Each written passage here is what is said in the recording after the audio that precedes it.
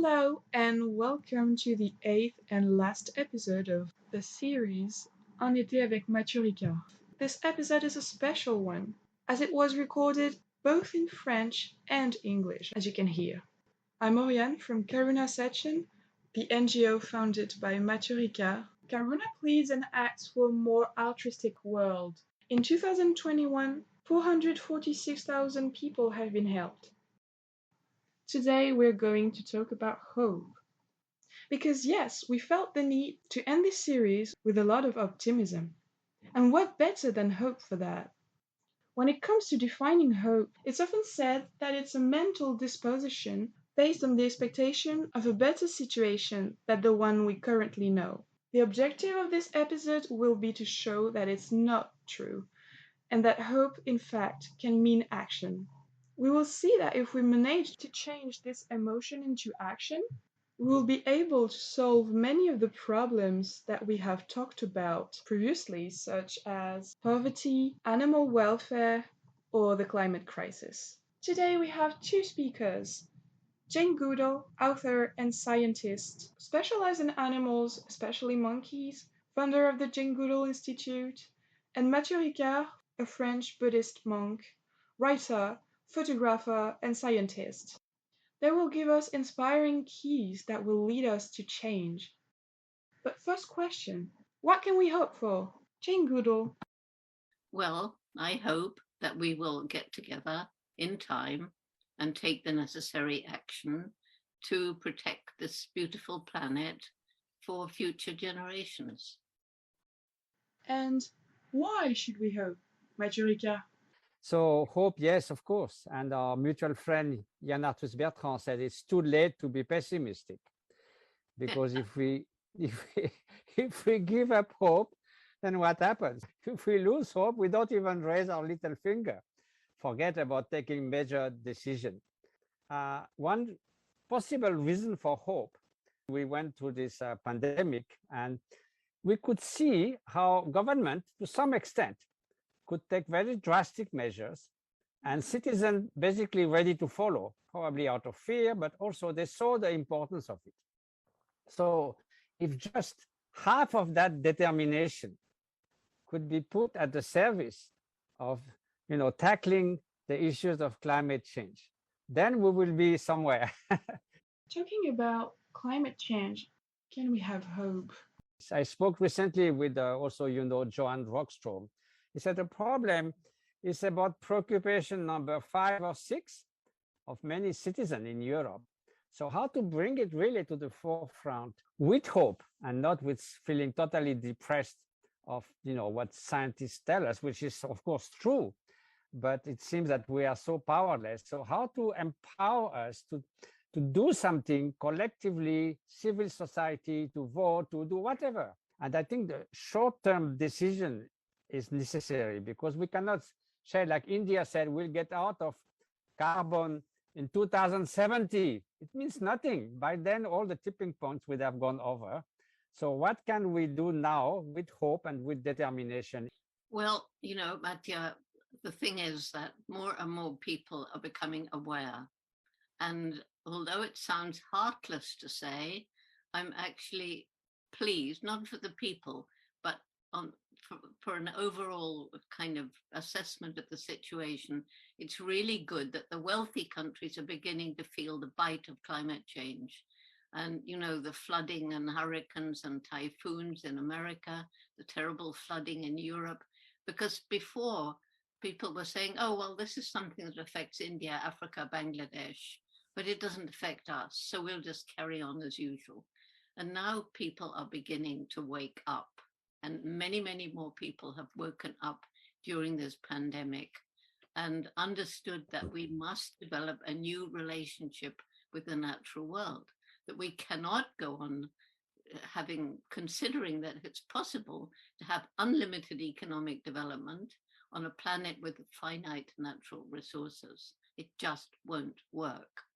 And to think that the annual development of GDP is more important than the future of our children is crazy. And we also need a new and much more sustainable economic system. And we need, I don't know what you think, Matthieu, but I think we need a new definition of success. So that, exactly. yeah, I mean, at the moment it's wealth and power, and it needs to be living a life where you can look after yourself and your family and have time to enjoy nature and the people around you. What you said about success is very important, because people don't like to feel that they failed. So now, if we only have the GDP to measure failure, then it's so dismaying. Now, if we have a social wealth, environmental wealth, people who volunteer, in France, it's 12% of the GDP, but it's not included in GDP. And then Bhutan evaluated that their forests standing are about 10 times the value of their annual GDP, but they leave it there. So it's an environmental wealth. So if we were seeing that the social index of well-being and the literacy and women education, everything that makes a good life, and we have this index of preservation of the environment that will be growing instead of declining, then we'll feel success, we'll feel encouraged. And we say, okay, GDP declined, but so what? So instead of sustainable development, because development always has this suspicious idea of quantitative development. And as you said, we don't have 3 planets. If we speak of a sustainable harmony, that now we are more social justice, and for the long term, we don't exhaust the renewable potential of the earth by time of August right now. So it's not sustainable, and it's in terms of harmony with nature. So we should redefine success, isn't it? Yeah, I think so. Is there a challenge that really needs hope? But according to me, there are three problems that we have to absolutely face. And one is the unsustainable lifestyle of most of us. I include myself. And we can't all go back to being foragers in nature. We can't do that. But we can think more carefully about our own environmental footprint each day. I really try. And, one thing that's really important to do that I know you care about is moving towards a plant-based diet. Not just the cruelty of the factory farms, but the terrible impact on the environment. And so, it's really important that more and more people begin to move to a plant-based diet. Many more people are, many more vegetarians, many more vegans. When I first became vegetarian, I was looked at as peculiar. That was in the late 1960s. Yes. And then I would say 10 years ago, you were looked at as weird if you became a vegan. But now, and really good vegan cooking, as you know, we've got to alleviate poverty, because if you're really poor, you're going to harm the environment. And then we have to at least think about the growth of our populations. It's not just an ethical issue, although it is one. Yeah, and added to that, which I know is something else very dear to your heart, we have to remember that every one of those billions of animals in factory farms is a sentient being with a personality, capable of feeling fear, terror, pain. Matthieu, way back in the very late 1960s, when I stopped eating meat, although I was still on to eggs and milk, but stopped eating meat. Why? Because I read about factory farms in the book by Peter Singer. Yes. Called Animal Liberation. I didn't know about factory farms. I was in Gombe. I mean, when I left UK, there weren't any in the UK. So the next time I looked at a piece of meat on my plate, I thought, this is symbolic of fear, pain, death. Yes. Well, if you think of it like that, do you want that inside you? Fear, pain, death? No, thank you. But, talking about hope, I find it's amazing that places we have absolutely destroyed, give nature a chance, and nature will reclaim.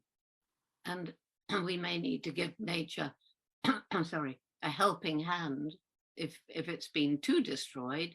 But you must have seen places where nature's taking over from cement and all the nasty things we do to her. A question quite related to that is the question of giving animals some rights. Is it possible, and should we do it? And I've heard a very troubling example of Chernobyl. You know, all around Chernobyl, the huge area has been declared a no man's land. They said there's a huge, incredible revival of all wildlife in that. Of course, they may not be in very good health, who knows? But that shows that if you somehow leave those alone, they manage. Maybe you heard about this book called Zoopolis by Sue Donaldson and Kim Lickie. These are Canadians, and about the rights of animals. They said the right of wild animals, we should treat them like a nation. We don't have a duty to intervene when the lion eats the antelope, but we respect as we respect a foreign nation by respecting their environment, like Gombe Forest, by respecting their livelihood, by respecting whatever they do, and we don't have rights to encroach and destroy their natural habitat.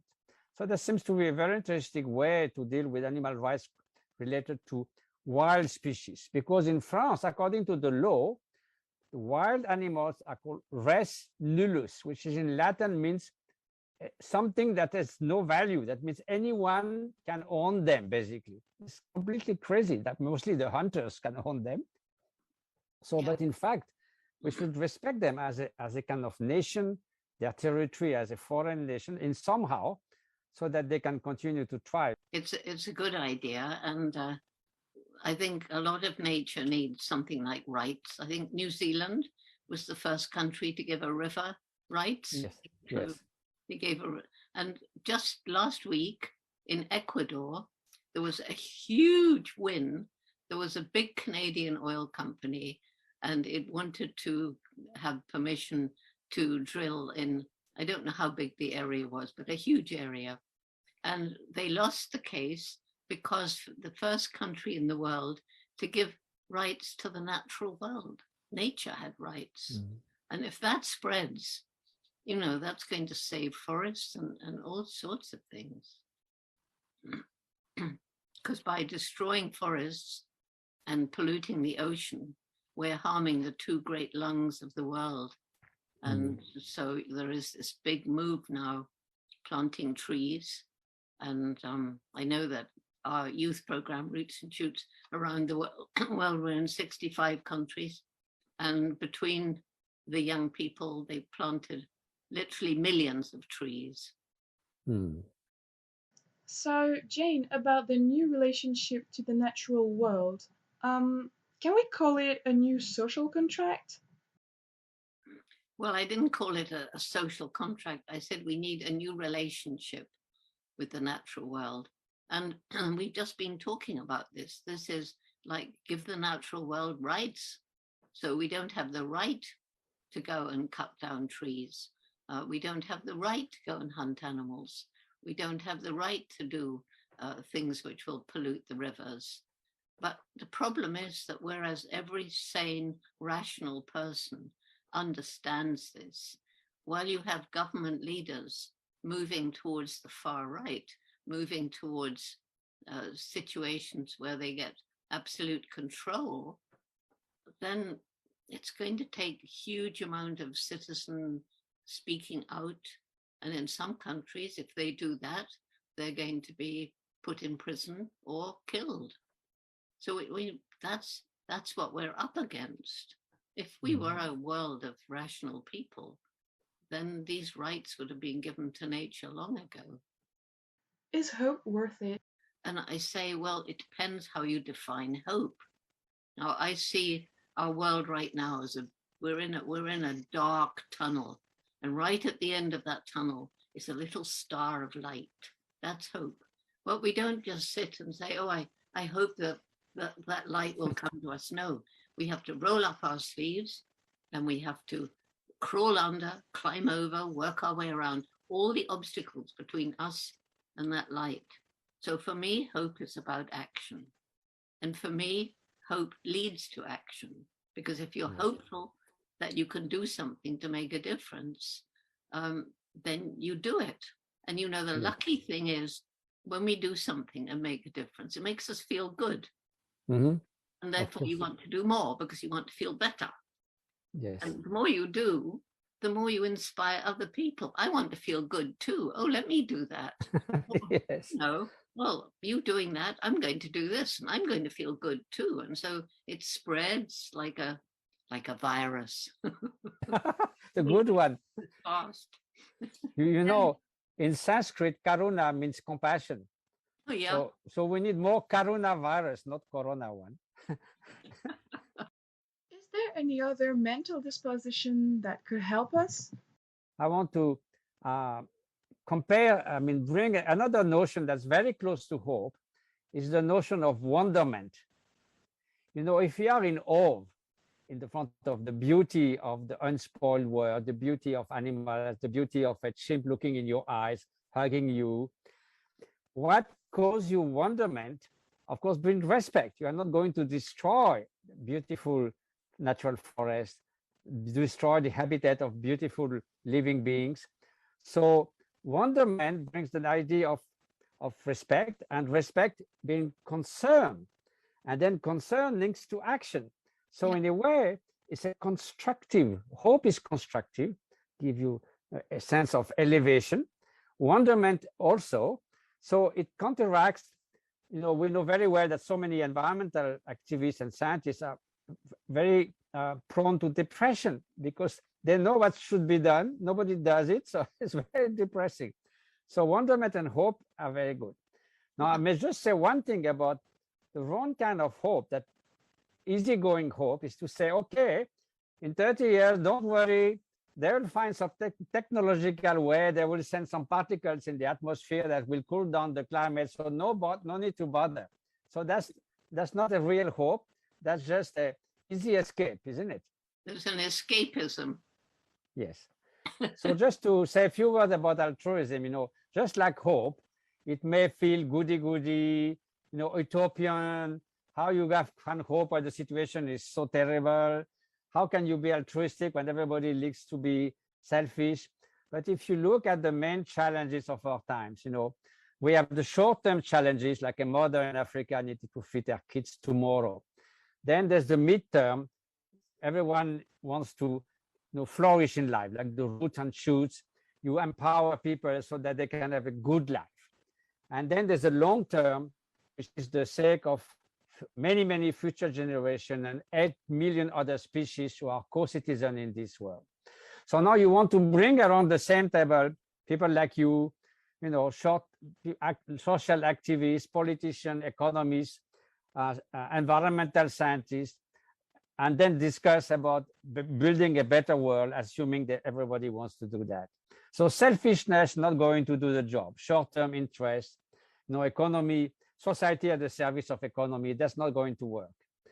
And if you say, like I heard this American billionaire on Fox News about the rise of the ocean, saying, I find absurd to change my behavior now for something happening in 100 years. So this is crazy. So selfishness, not good the job. Now, altruism may seem utopian, but it's the only pragmatic answer, having more consideration for others. You will take care of the African mother who needs to feed her child. You will remedy to extreme poverty. In the midterm, you will do something about the workplace, about everything that people can flourish in life, their natural aspiration to thrive. And in the long term, if you really care for future generation, you will do what's needed so that they don't say you knew and you did nothing, or like Greta Thunberg says, it's a treason. So altruism is actually the thread that can reconcile the needs for those three timescales, and it's very pragmatic. Just like hope and wonderment, they go together. Hope, even though it requires action right now, is about the future generations, the future of our daughters, of our sons. And there was one lovely story. I was talking to the CEO of a very big international corporation about 3 weeks ago. And he said, Jane, for the past 8 years, I've been really working to get my company to have more ethical, social, and environmental program, along the supply chain, place where the product comes from. And he said there were three reasons. One, I saw the writing on the wall. I saw that if my company goes on using these finite natural resources at the rate that it is, then I'm finished. Secondly, consumer pressure. More and more people are beginning to demand products that are ethical. But then he said, what really got to me was my little girl. About 8 years ago, she came home from school. She was 10 years old, I think. And she said, Daddy, they're telling me that what you're doing is hurting the planet. Daddy, that isn't true, is it? Because it's my planet. And he said, that got to me. So this is why I have such hope in youth, because Yes. young people, they're so pure to start with, and they don't understand this harm. And you talked about wonder, which I think is incredibly important. And we must reconnect with the natural world. And we need schools to push for outdoor education, especially with very young children, so that they get this sense of wonder. And, the other day, there was a little boy of about 3, I think, and he was watching this snail. And you know how snails just kind of go along like that. And he was staring at this snail. And he was obviously wondering, well, how is it moving? And so he suddenly picked it up, put it on the window, ran inside, and looked at it from underneath. Well, I mean, he was filled with wonder. And if you then get curious and you then start to understand, then you learn to love. And what you love, as you say, you will protect. If children don't even know the name of birds and trees, how could they feel to protect them? So about the concept of biophilia, that we have naturally an affinity for other species, for the natural world. There was a very troubling study in the Lancet. Children who grew almost exclusively in cities, they are 25% higher risk of having depression and schizophrenia. Yeah. This is amazing.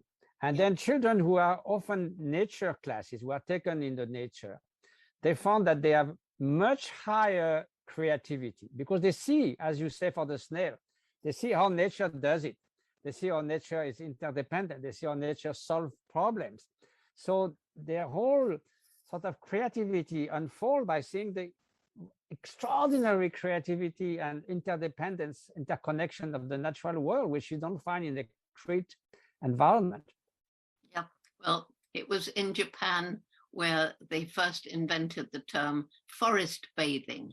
And when I first heard it, I thought, what do? Put on swimming costumes and go in the forest? But of course, now, even in Canada, doctors are prescribing for slightly neurotic people, go and spend time in nature. They're prescribing it on a thing.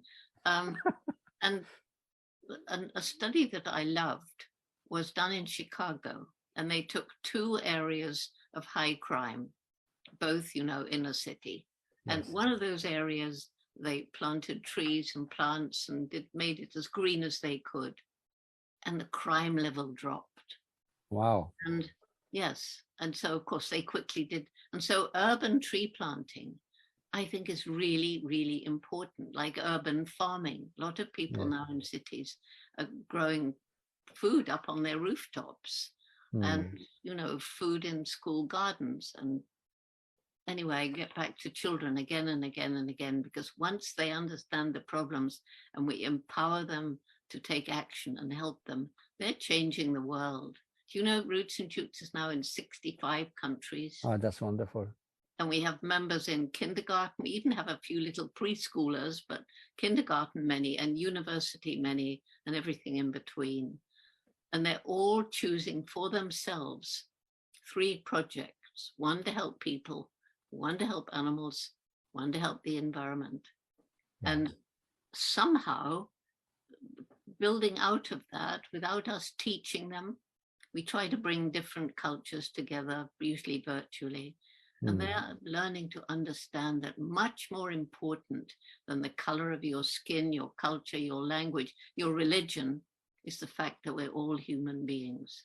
So what comes out of this, and you've said it yourself just a little while ago, and it's, to me, the most important word: respect. Respect for each other, respect for animals, respect for nature. And you know, the golden rule common to every single religion. Yeah, well, do to if we were just applying the golden rule, the world would be such a better place. Yeah, but think what the world would be like if we all obeyed the golden rule. And you know, you spoke about Chicago. There was also another troubling study.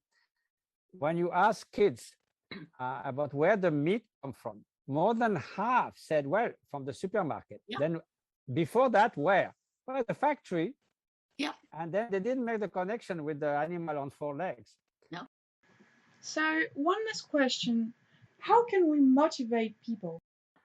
So just to come back to how hard it is to motivate people. Isn't it because evolution equipped us with emotion to react to immediate danger?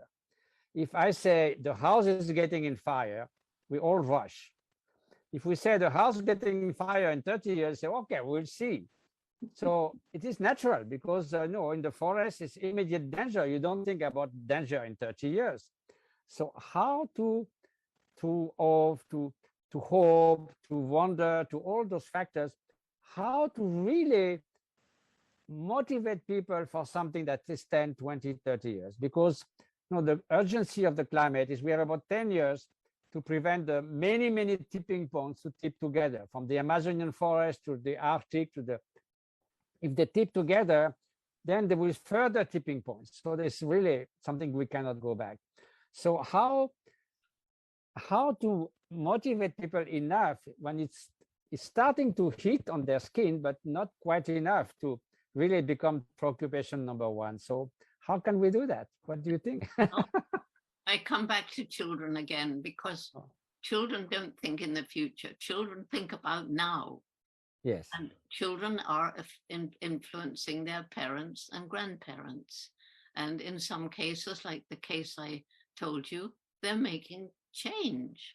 Yes. And all of these roots and shoots groups, I mean, I was just on a Zoom before this, and there was one of our roots and shoots youth leaders, and she was saying, you know, what roots and shoots, how it had changed her, how it made her think more respectfully about the people around her, how she's working on discrimination, how she's developed compassion. So she's working with her group to get food parcels for Christmas for all the poor people in the area, and raising money for food banks and things like that. So, and this is happening in 65 countries. And you could help a lot, Matthieu. You could help us grow. Yes, we're ready. In your world, because that's how we grow. We grow by collaboration. Yes. And you know, you said about that little boy and that CEO of that big company. I think that's one of the reasons why people like Greta have such an impact, because somehow it's so in the right, I mean, she's so in the truth that adults feel embarrassed. They start to feel ashamed. There's no way we can continue like that. And they start to feel it, that the critical mass is going to turn and the cultural change is going to happen, and they're going to be left, you know, as some kind of unethical people. And it's time to change. So this is something they're very profound and encouraging that's happening. To finish, let's give ourselves 1 minute of meditation.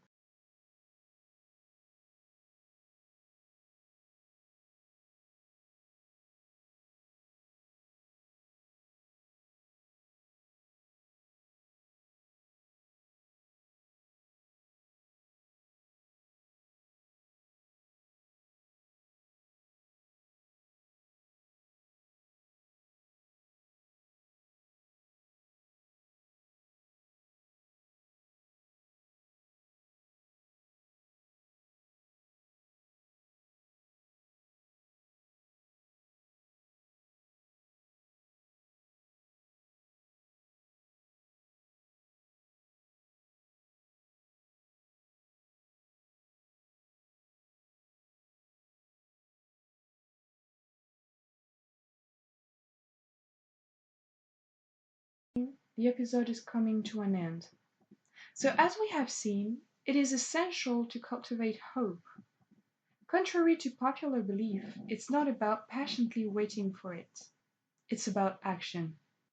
Just like benevolence, wonder, or altruism, it is a disposition that we all have and that we can work on. And if we improve it, it will allow us to overcome many obstacles, such as the climate crisis, animal welfare, and poverty. Finally, both Jane and Matthieu think that young people give us a lot of hope, and that we have to trust them for the future. Of course, we also have to trust ourselves. So that's the end of this episode, and also the end of the podcast. Thank you so much for following us. If you want to know more about Karuna's story or the actions carried out by the NGO, the link of our website appears in the description of the episode.